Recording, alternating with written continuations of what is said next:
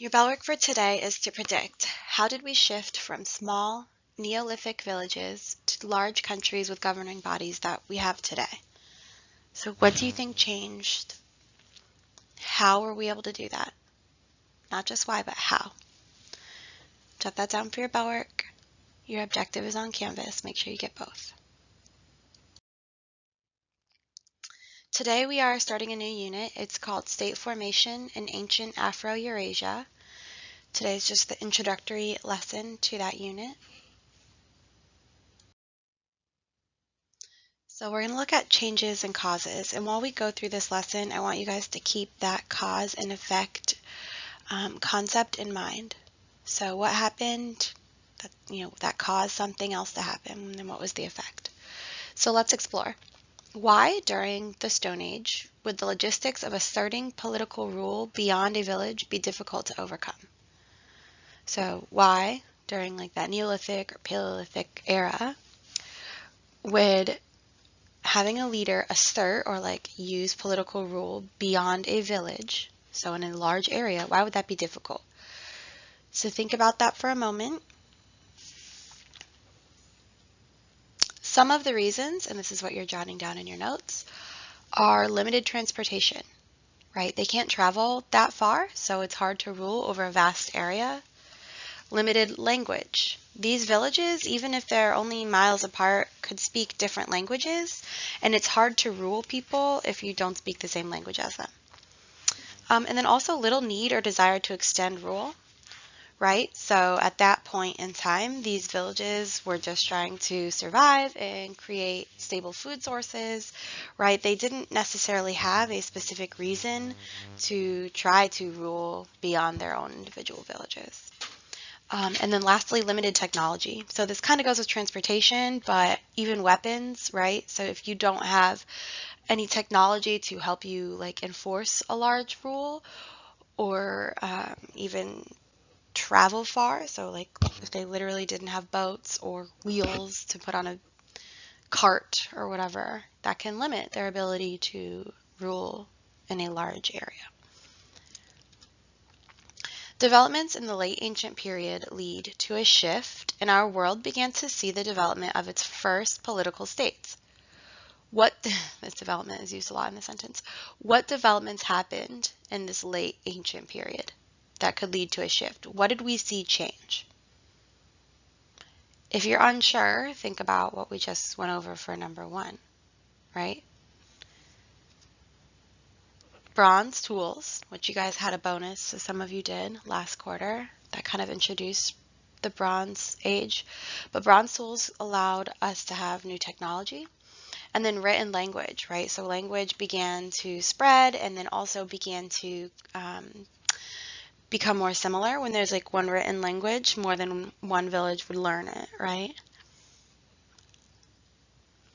The challenges these first political leaders faced in order to establish and maintain political order are really not that different from the challenges of our leaders today, right?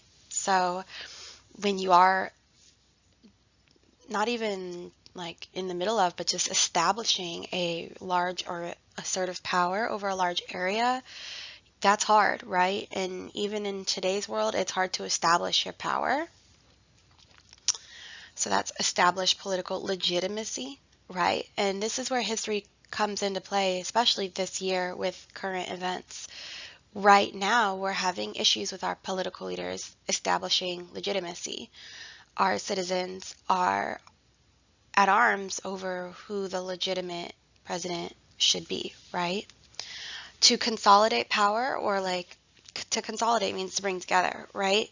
So we have to rule over these people, but also unify them, and triumph over political, internal and external adversaries, right?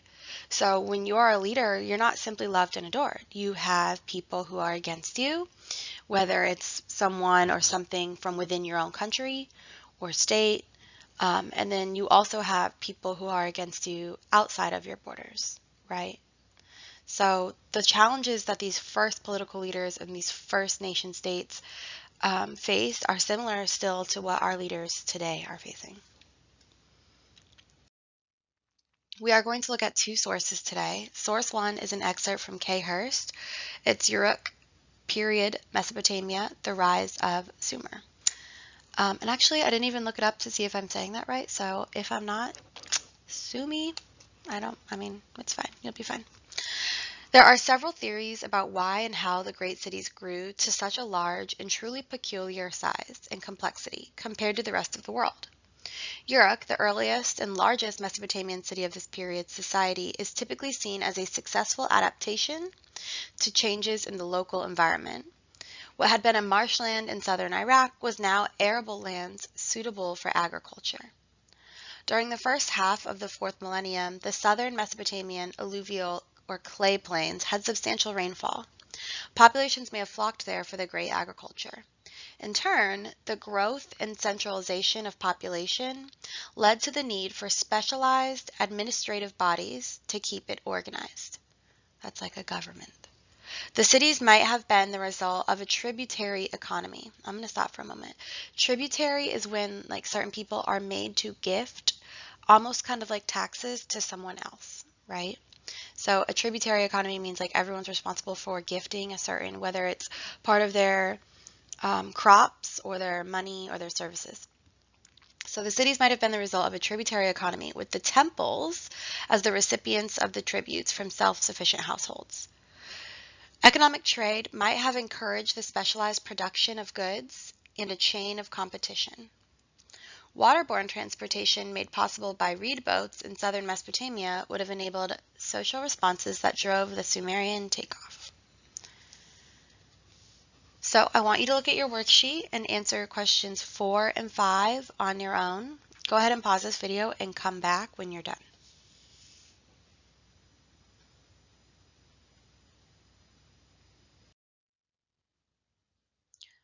For source 1, we're still in that same source. And if you don't know this GIF, it's different. Yeah, different. And if you don't know that, you need to reassess your life. I'm just kidding. I'm too old. You guys are probably too young. All right. How is Uruk unlike other communities of the time period? And you may have already gone over this information in your answers to 4 and 5. So if you find yourself repeating yourself a little bit, that's okay. That's just you really familiarizing yourself with that information. But it's also possible to answer this question with different information. So just don't worry if your answers sound similar. And then also, what factors does the author reference as potential reasons that the city developed the way it did? So go ahead, pause this video again to answers number 6 and 7.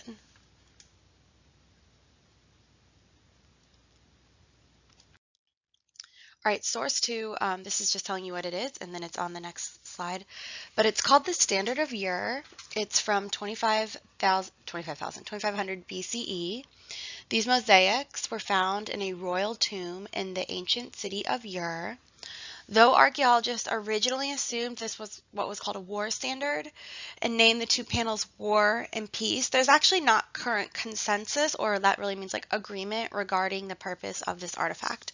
So like we've talked about in this class before, sometimes we have such limited information that we can kind of make an educated guess, but historians or archaeologists don't always agree because there's so little information, and likely in the future their take or their stance or their understanding of this artifact will change as we get more information. So let's look at it. This is one part of it. There's two parts. This is the side that they call war. So if you look at it, it's 3 panels or 3 rows really of figures, right? It's called a mosaic because these are all stones that are pieced together. Look at your worksheet on number 8 and do your best to answer that question. Then come back, pause the video, and we'll look at the one called Peace.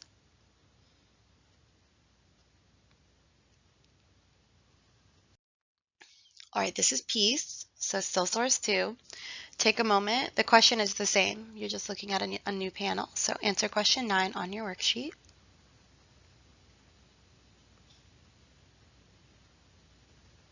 All right, so before I move on, the only thing I will really point out to you about these, just so that we're on the same page, is that these are showing some sort of social hierarchy, right? I'm trying to flip open to my notes so I make sure I explain it the correct way. But if you look, the figures on both panels on the bottom row are actually slightly smaller, right? And that's because those people are the like least important people. So they're physically actually shown smaller. And then, where are my notes? Give me a moment. And then as you go up, the figures appear larger, right? And that's to show that they are more important. They are like, that's your political leaders, whatever each area that's being ruled called them. We know that, sometimes they're called kings or emperors or czars, right? So their political leaders are represented by the individuals on the top because they're larger. And for example, we're on the peace one, right? If you look at the top, those figures are sitting down. They're having like more of a luxurious life. The figures in the middle, they're kind of like, we don't technically have a middle class at this point, but they're like the middle class, right? They're, they're herding animals, they're working, they're not just sitting around. And on the bottom, it's even more manual labor. So you see individuals carrying items. And I don't know if this is intentional, but those figures are less clear, right? I don't know if it's that they spent more time putting detail into the top row, or if the figures on the bottom just had more like wear and tear, for lack of a better word. But they are clearly doing more manual labor and they're smaller, and it's similar on both panels. Oh, I put them here to go over that with you. Oops. But yeah, if you look, it's both panels. So on the top, these figures are like looking like more royalty. In the war one, if you look in the middle, it's almost like they're taking their noble cloaks off and putting like war gear on. But I'm not sure. That's just my own personal assessment. And then on the bottom, those are the people who are like carrying the goods, doing the manual labor. I'm not sure why there are people being trampled on by the horses.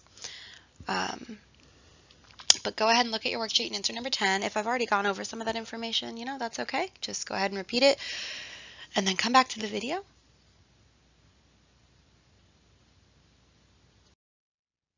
All right, let's do our wrap up. So I wanted to just show you where Uruk is. Kind of in that Middle East, Fertile Crescent-ish area that we've been looking at, Mesopotamia. So if you look on that map, it's where the star is. It's northeast of Africa, right? So use the sources to complete the following sentences. And remember, source 1 is on your sheet. I put like a copy of that paragraph reading there. And then source 2, if you need to like rewind in the video, you can, but I feel like we went over it pretty well. Remember, this is an opportunity to show your understanding of cause and effects, right? We want to see like what led to the rise of these urban centers and the formation of these political states. So what caused it, what effects, right? So in the 4th millennium, people began to settle in Uruk because, go through these sources and tell me why they began to settle. And then for 12, in the 4th millennium, people began to settle in Uruk. So what happened? What are the effects? So we're looking at cause and effect, okay? Submit these notes on Canvas, and you guys have a great rest of the day.